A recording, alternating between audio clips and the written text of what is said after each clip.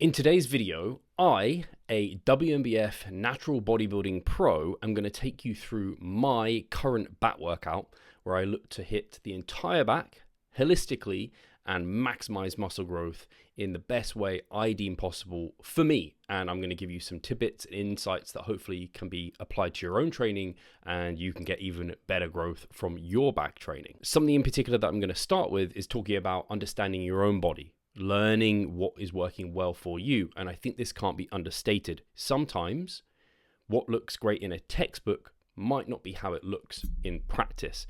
But I think you can only really get to that point once you've been doing this a really long time, which I really have. The first exercise I perform outside of, before this I actually do some calf raises, but I haven't got those filmed because who wants to see calf raises, but is this behind the body cable lateral raise. So the biggest thing I think here is there'll be people watching and being like, this looks funky. This looks a little bit off. For whatever reason, I think if you filmed yourself, you've performed this exercise, you might be thinking it looks all right. A really key thing probably throughout this video is just the understanding that I've been training for almost 2 decades. I know my body really well. I can kind of sense if something's working or if it's not relatively well too. So if you see something that looks off or funky or wrong, then it might do for you. It might feel funky, wrong, or what have you for you. But if it aligns with the basic understanding of we want to move this joint in this direction to train this muscle group, then you'd be rest assured that I'm performing in a way that feels best to me. Hopefully that description makes sense. Essentially, I'm abducting my humerus, which is what I was doing here. Anyway, only had literally one set of one side to show you there, and we've already moved on to a single arm iliac pull down, you could call this.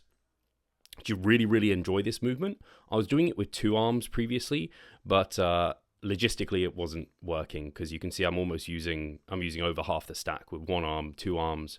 I was having to add plates to it, and the machine isn't bolted down. I had to weigh it down. It was just becoming not functional.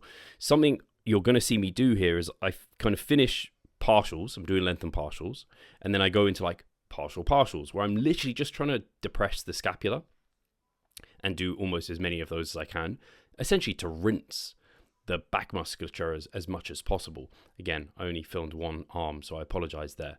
But where I can, for muscle groups that feel able to recover from it and benefit from it, I'm doing kind of as many partials as I can. So I'll have like my kind of full range of motion for the set is often a lengthened partial for back movements, but then I might, if I feel appropriate, do some like very partials to really milk it out. And that's because I'm very deep into my mesocycle and my body has adapted to this level of training intensity. You'll see every single set that I do within this workout is taken to 0 or to, some may argue, failure every set. And I've been doing that for multiple weeks on end. In the past, I used to be kind of very worried about just being perfect all the time. And by perfect, I mean like crispy technique, looking really good, no kind of deviations from that. And I would also be kind of worried about the fatigue cost of pushing too hard, in that somehow it was like the boogeyman that would come round and chase you and like cause this extreme fatigue. It's just not the case. And when I think about it, really, your body is just very adaptable. Just like you can adapt to being able to recover from more training volume, you can adapt to training with high levels of intensity. And there are some muscle groups that are more resilient than others. There are some exercises that are more appropriate to take to high levels of intensity more often than others. But I've been riding this wave for an extended period of time, and it's been working really well for me. With these back movements, you may have noticed I've actually changed my philosophy a little bit on how I train my back, in that I divide it up much more. And so I have more exercise variation to bias specific areas of the back more, because I'm not hitting the back as holistically with each movement, partly through partial range of motion, and partly because I'm just being more strict with body movement and moving at fewer joints in fewer places. Like I don't extend my back to bring in the erectors on anything. And so with that, my first movement was very much like lower lat vertical pull. Then I moved into a horizontal pull, which was more of the mid lats. Again, biasing the lats by driving to my hip with elbow close to body or humerus close to body, driving elbow to hip. And then the other two were like more upper back, where I'm a bit more away from the body in terms of my elbow position. I'm more flared.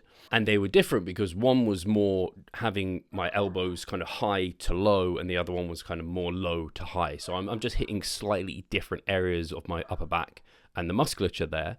And I find that to be really productive, even doing like just a couple of sets on one.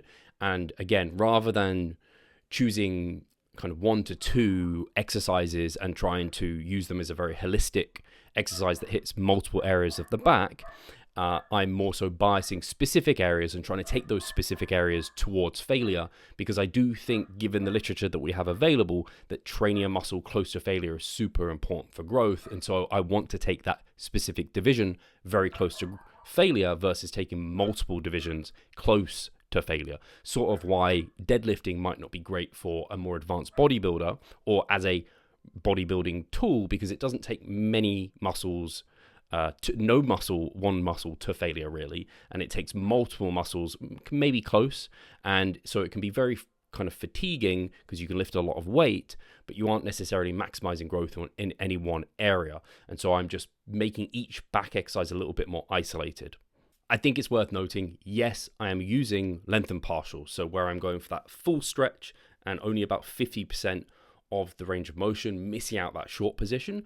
And again, I've been doing this for years now for my back work because I personally find it to be really, really productive. Like I said right at the start of the video, there are some things that you learn through experience. And once you've been doing this for years and years and years, you get a good clue into what seems to be working. Alongside that, obviously, I keep up to date with the latest literature. And obviously, the back hasn't actually been particularly investigated for range of motion as it pertains to hypertrophy, but I think there's good logical rationale that it would respond well. And then I've applied it in practice, and I'm seeing really, honestly, very good results through training my back this way. I don't think you have to. You might use lengthened partials to some extent. It might be that you finish off with some partials like I described right at the start. But I'm just giving you some insight into why I'm applying it that way. I've seen really good results. I'm convinced by some of the literature we've got that there may be something on the table because of the resistance profile of back movements often being hardest in that short position where you are weakest, which means there's potentially many gains to be left on the table.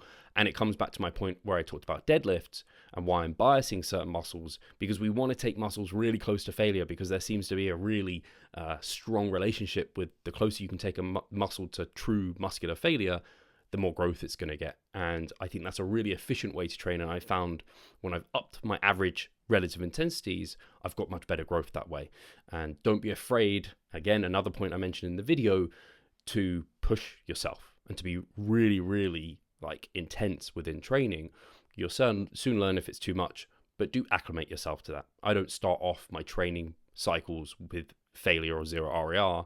I start with a bit in the tank, and then as I adapt, I add and I push harder and progressively overload. But guys, this video hopefully has had some useful messaging, and you've got some decent food for thought, as it were. If you have any questions for me, as ever, please do ask in the description, in the comments. Thank you for watching. Hopefully you're subscribed. If you're not, please do subscribe. And if you are interested in having a helping hand with your own programming, at Revive Stronger, we are online coaches. That's what we do. We help our clients get their form in check, get their intensity in check, get their programming in check, so they can get the most results from their training. And we use our wealth of experience. Like I said, I've been training like 2 decades to use to ensure that you don't make some of the mistakes and follies that we make. But coaching is always linked in the description. You can book a consultation call or just learn more. Otherwise, I'll leave this here and I'll talk to you soon. Take care.